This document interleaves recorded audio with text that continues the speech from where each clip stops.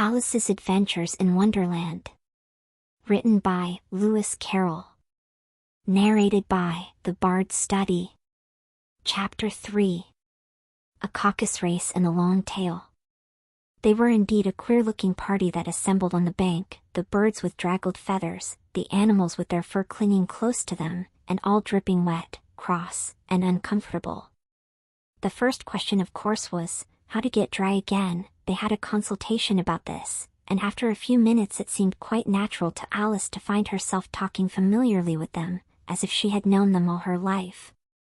Indeed, she had quite a long argument with the Lory, who at last turned sulky, and would only say, "I am older than you, and must know better," and this Alice would not allow without knowing how old it was, and, as the Lory positively refused to tell its age, there was no more to be said.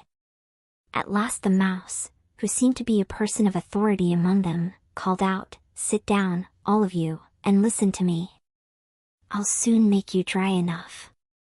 They all sat down at once, in a large ring, with the mouse in the middle.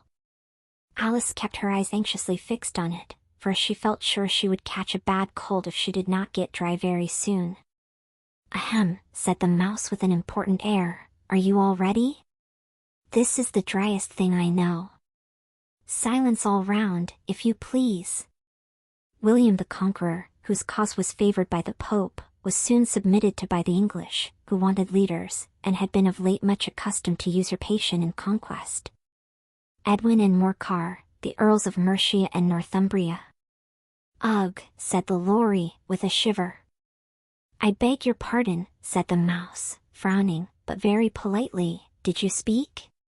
"Not I," said the Lory hastily. "I thought you did," said the mouse. "I proceed." Edwin and Morcar, the Earls of Mercia and Northumbria, declared for him, and even Stigand, the patriotic Archbishop of Canterbury, found it advisable. "Found what?" said the duck. "Found it," the mouse replied rather crossly, "of course you know what it means." "I know what it means well enough. When I find a thing," said the duck, "it's generally a frog or a worm. The question is, what did the Archbishop find?" The mouse did not notice this question, but hurriedly went on, "Found it advisable to go with Edgar Atheling to meet William and offer him the crown. William's conduct at first was moderate. But the insolence of his Normans, how are you getting on now, my dear?" it continued, turning to Alice as it spoke. "As wet as ever," said Alice in a melancholy tone. "It doesn't seem to dry me at all."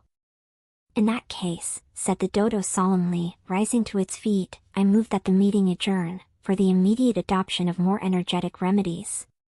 "Speak English," said the eaglet. "I don't know the meaning of half those long words, and, what's more, I don't believe you do either." And the eaglet bent down its head to hide a smile. Some of the other birds tittered audibly. "What I was going to say," said the dodo in an offended tone, "was, that the best thing to get us dry would be a caucus race." "What is a caucus race?" said Alice, not that she wanted much to know, but the dodo had paused as if it thought that somebody ought to speak, and no one else seemed inclined to say anything.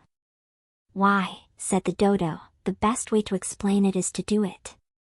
And, as you might like to try the thing yourself, some winter day, I will tell you how the dodo managed it. First it marked out a race course, in a sort of circle. The exact shape doesn't matter, it said, and then all the party were placed along the course, here and there. There was no 1, 2, 3, and away, but they began running when they liked, and left off when they liked, so that it was not easy to know when the race was over. However, when they had been running half an hour or so, and were quite dry again, the dodo suddenly called out, 'The race is over,' and they all crowded round it, panting, and asking, 'But who has won?' This question the dodo could not answer without a great deal of thought, and it sat for a long time with one finger pressed upon its forehead, the position in which you usually see Shakespeare, in the pictures of him, while the rest waited in silence. At last the dodo said, 'Everybody has won, and all must have prizes.' 'But who is to give the prizes?' quite a chorus of voices asked. "Why, she, of course," said the dodo, pointing to Alice with one finger, and the whole party at once crowded round her, calling out in a confused way, "Prizes! Prizes!" What a pity it wouldn't stay, sighed the lorry, as soon as it was quite out of sight, and an old crab took the opportunity of saying to her daughter, "Ah, my dear, let this be a lesson to you never to lose your temper." "Hold your tongue, Ma," said the young crab, a little snappishly. "You're enough to try the patience of an oyster." "I wish I had our Dinah here, I know I do," said Alice aloud, addressing nobody in particular. "She'd soon fetch it back." "And who is Dinah, if I might venture to ask the question?" said the lorry. Alice replied eagerly, for she was always ready to talk about her pet. "Dinah's our cat.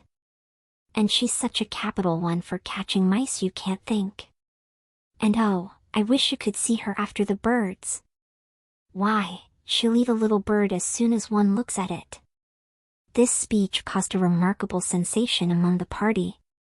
Some of the birds hurried off at once. One old magpie began wrapping itself up very carefully, remarking, "I really must be getting home, the night air doesn't suit my throat," and a canary called out in a trembling voice to its children, "Come away, my dears. It's high time you were all in bed." On various pretexts they all moved off, and Alice was soon left alone. "I wish I hadn't mentioned Dinah," she said to herself in a melancholy tone. "Nobody seems to like her, down here, and I'm sure she's the best cat in the world. Oh, my dear Dinah! I wonder if I shall ever see you any more." And here poor Alice began to cry again, for she felt very lonely and low-spirited.